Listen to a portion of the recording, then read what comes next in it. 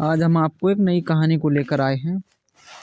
कहानी बड़ी ध्यान से सुनने लायक है। कहानी को बिना स्किप किए हुए सुनना और इस कहानी को लाइक भी करना।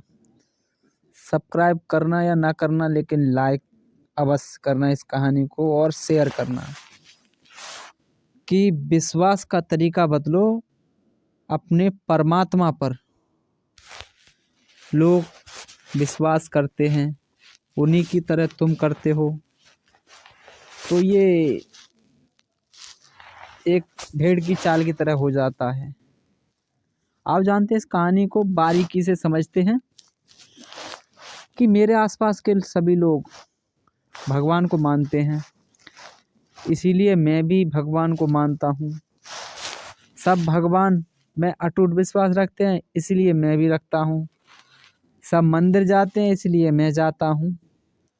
जो सब कह रहे होते हैं या फिर जो सब कर रहे होते हैं, उसमें आपकी खोज तो कुछ भी नहीं। इसमें तो कोई गहरी बात नहीं। जिसने भगवान को अनुभव किया, उसने भगवान में श्रद्धा और विश्वास रखा। यदि उसने भी भेड़ चाल की तरह दूसरों के कहने में आकर बिना भगवान को अनुभव किए उसके प्रति श्रद्धा अनुभव की या विश्वास किया, तो यह ज्ञान सहित विज्ञान नहीं, फिर यह केवल मान्यता है। और मान्यता दौड़ाती बहुत है, पहुंचाती कहीं भी नहीं। मानना और जानना दोनों में बड़ा अंतर है।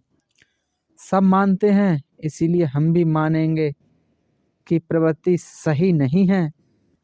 मानने से ऊपर उठकर हमें जानने में आना होगा।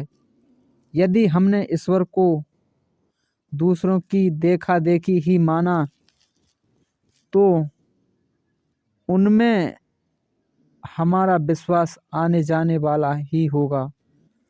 वह विश्वास हमेशा एक जैसा रहने वाला नहीं होगा। उस विश्वास में स्थायित्व की भावना का अभाव होगा। जब जीवन में सब ठीक चल रहा होगा, तो मन जो भी बनावटी विश्वास होते हैं वे ठीक ही हैं और वे चल भी जाते हैं। लेकिन जब जीवन में परिस्थितियां उल्टी पुल्टी हो, विपरीत हों, जो सोच कर चल रहे हों वह हो ही ना रहा हो, तो उस समय यह जो ऊपर वाला विश्वास है वह डगमगा जाएगा। इस ऊपर वाले विश्वास में कोई गहराई नहीं होती। इसकी सीधी वजह यह है कि यह विश्वास अनुभव के आधार पर नहीं होता, बल्कि सुनी सुनाई बातों के कारण हो रहा होता है। वैसे भी जो देखा ना जा सके उसमें विश्वास करना कठिन ही होता है, लेकिन उस परमात्मा को अनुभव करने की शक्ति भी हमारे अंदर निहित है, हमारे अंदर है। हम सब में परमात्मा का निवास है, परमात्मा का अंश है। तो सबसे पहले अपने विश्वास को नए तरीका से स्थापित करो। अपने अंदर परमात्मा के प्रति प्रेम जागृत करो।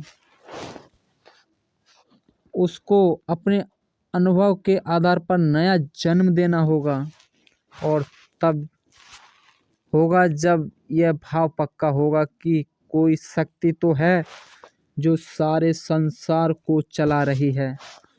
कोई तो ताकत है जो हमारे शरीर को निरंतर गति दे रही है। कोई तो है जिससे मेरे सहित पूरा ब्रह्मांड चला रहे हैं।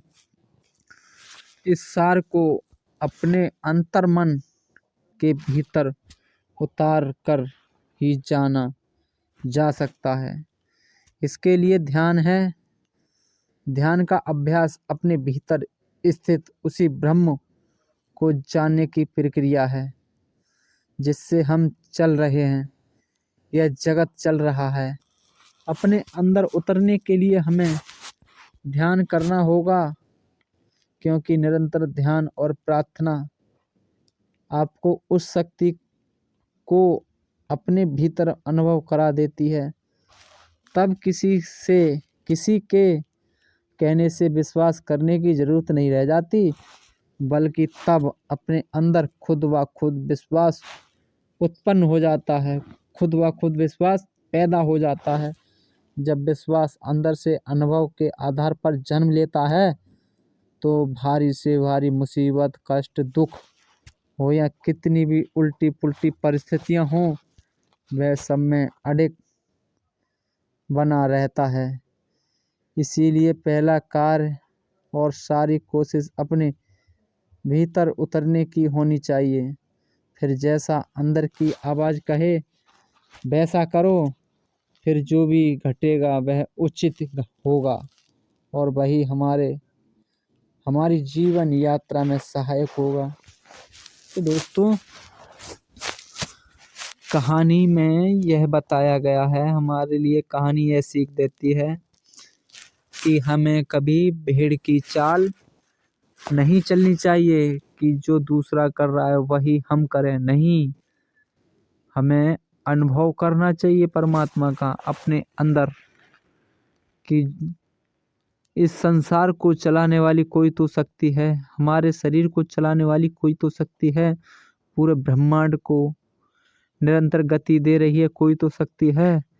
हमने जब अनुभव कर लिया और हमें अपने अंदर से आवाज़ आती है, आने लगी, हमें अनुभव हो गया, तो हमें जैसा दूसरा कर रहे हैं वैसा करने की ज़रूरत नहीं रहती। हमारा अटूट विश्वास हमारे अंदर उत्पन्न हो जाता है और भक्ति, समर्पण भाव,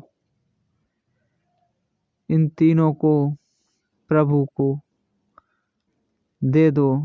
भक्ति करो, वो भी परमात्मा की करो, भाव से, सच्चे भाव से करो तो परमात्मा की भक्ति करो और अपने आप को समर्पण कर दो कि प्रभु आज से तुम ही हमारे हो, मैं तो कोई चीज़ नहीं, आप जानो, आपका जाने काम, मैं तो बस तुम्हें समर्पण।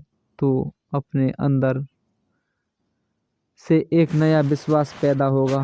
तो दोस्तों, यह थी कहानी।